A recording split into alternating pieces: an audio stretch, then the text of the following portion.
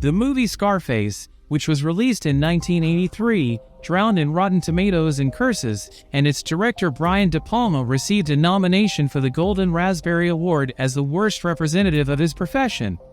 The movie was accused of excessive violence, unrealistic portrayal of Cubans, and of course, terrible direction.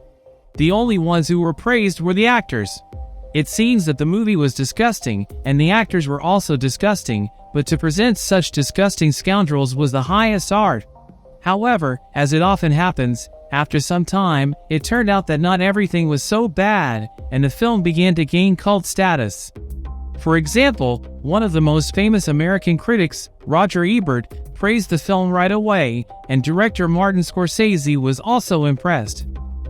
Although at the premiere, Scorsese warned De Palma that they would most likely be taken down or even killed the next day, but he would undoubtedly remember them. And that's the most important thing. In general, today we would like to remember the harsh history of the making of Scarface. If the production of the film had gone perfectly, we would have gotten a completely different movie than the one we know now. The movie was supposed to be directed by Sidney Lumet, responsible for hits of the 1970s like Serpico and Network. It was Al Pacino and producer Martin Bregman who brought Lumet into the project they were working on. The trio had previously worked together on Serpico and Dog Day Afternoon, which were both successful at the box office, and they had good chemistry. However, something went wrong from the very beginning of the production of Scarface. Lumet wanted to go into politics and make the main focus of the film about the US government's involvement in the rise of crime and drug trafficking. Pacino also liked to make noise and wasn't particularly bothered by Lumet's ideas. Martin Bregman believed that a politically charged film would not be interesting to a wide audience, and that the focus should be on the personalities of the thugs. When he couldn't get Lumet to agree, Bregman quickly replaced him with Brian De Palma, who was well known at the time for his film Carrie. The movie script was written by Oliver Stone, the future director of Platoon and Wall Street. He started working even during the Lumet, but after he was fired, Stone really began to shine. During those years, Stone was known as the screenwriter of the movie Midnight Express, which also dealt with drugs. The film made a lot of money at the box office, and Stone was showered with Golden Globes and Oscars. Oliver was always a curious character, and during those years he heavily indulged in illegal substances. He himself would say that although the grass was green, the times were tough, and his mornings began with quickly finding something forbidden and immediately stuffing it into himself. Sometimes, there was so much prohibited material in him that he could spend the whole night lying under a bench in the park, pretending to be dead. However, when he received an offer to write a screenplay for Scarface, he pulled himself together and headed to Europe to minimize his ties with the bad people who were supplying him with various substances and white powder. So, he wrote the screenplay drawing on his knowledge, among other things, but that doesn't mean he wrote it in a state of extreme intoxication. Not only Al Pacino received his role in the film without lengthy auditions. Stephen Bauer, who played Manny in the film, got the part just by showing up for the audition. When casting director Alex Gordon saw him, he immediately showed the actor to director Brian De Palma and producer Martin Bregman, saying that Bauer was perfect for the role. The director and producer agreed, and the actor got the part without an audition. As a result, he turned out to be the only Cuban in the film. Somewhere in the distance, John Travolta was feeling down because, according to many rumors, he called the Scarface producer from every phone he could find. Brian De Palma, who had directed Travolta in the movie Blow Out before Scarface, was not against casting him for the role of Manny, but the producer's voice was more significant. If Blow Out had not failed without a chance at the American box office, Travolta could have been chosen for the role of Manny. On the other hand, Blow Out became a costly but successful film at the time, and Travolta may have lost interest in playing a supporting role, no matter how impressive it was.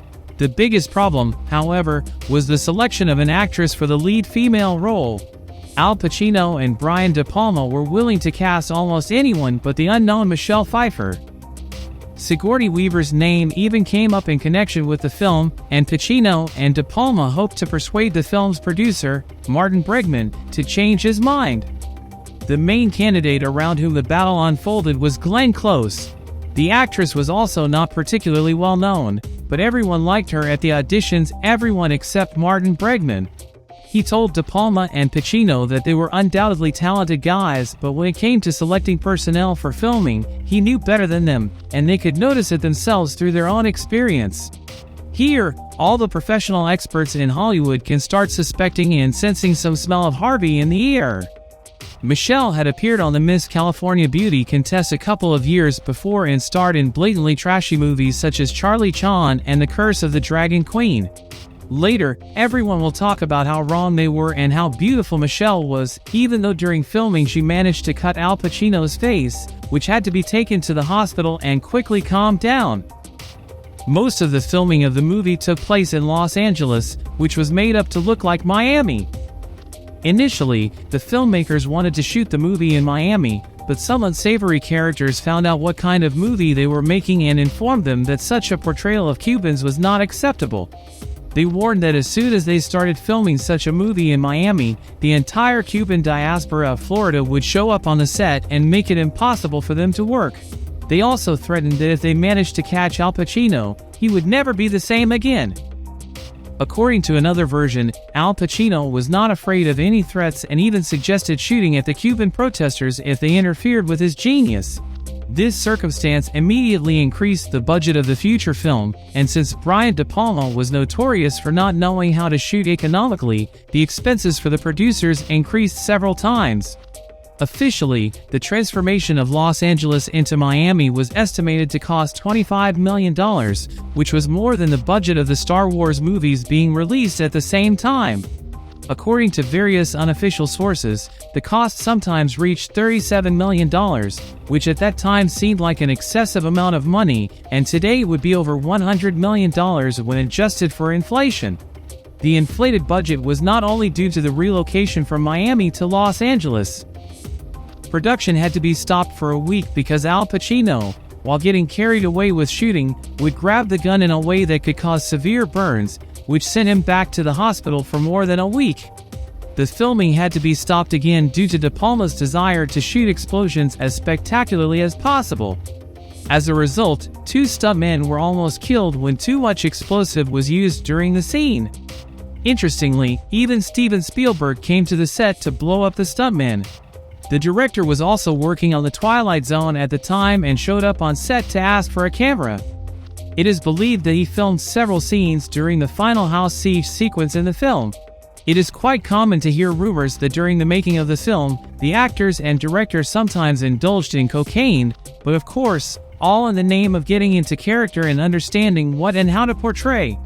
Officially, everyone denies it, and Al Pacino has said that he doesn't know what that was about, but his nose has never been the same since. The actor says he doesn't know the reason, but he was never able to fix his nose problem after filming. The most amazing thing is that the Scarface was unscathed during the post-production stage. In fact, when the footage was brought to the studio, everyone was horrified and some even leave the room through the window. The director was asked to tone down the violence by cutting some scenes so that the film could pass the ratings board, but he refused.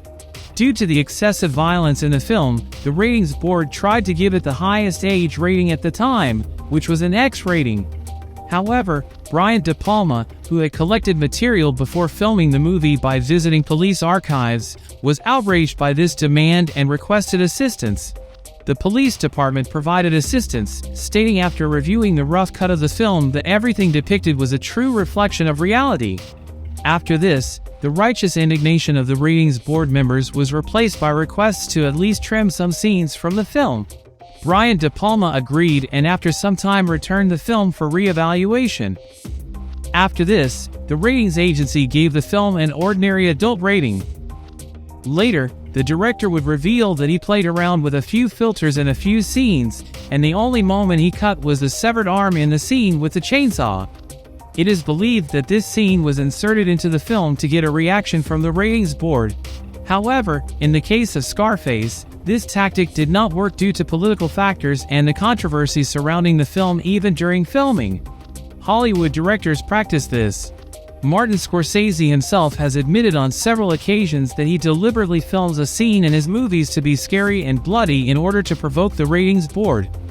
The movie Scarface was released in December of 1983 and had a good start in theaters, although it couldn't take first place due to Clint Eastwood's sudden hit. Another installment of the Dirty Harry franchise was also released on the same day and occupied the top spot on the chart.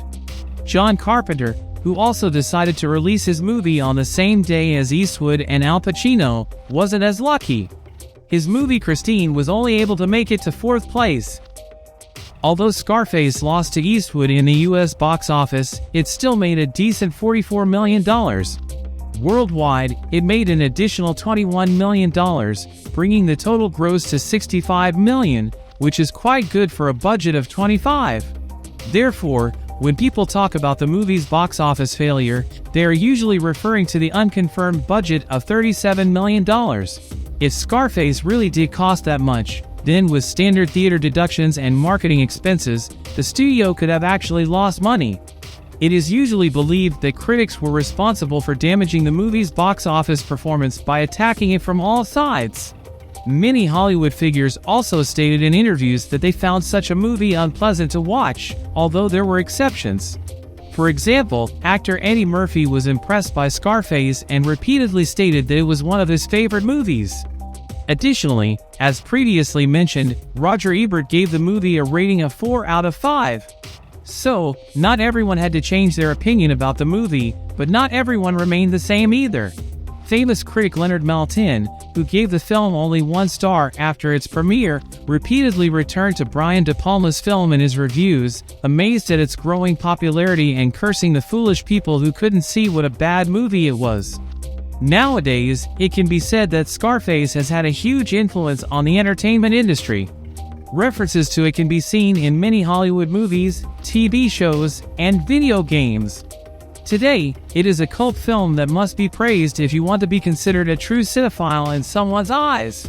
The fact that Brian De Palma was nominated for a Golden Raspberry as the worst director is one of the funniest moments that are often remembered about the Raspberry. They justify it by saying that it was only the 3rd Golden Raspberry and there were too few voters, so a director could have been nominated by just a couple of people, as was the case with Brian De Palma. But otherwise, when De Palma's name and the film's title were mentioned, everyone else burst into applause. Al Pacino agrees with all the praises, and in many interviews, he admits that the role of Tony Montana is one of his favorites in his entire career. Thank you for your attention. Stay in touch.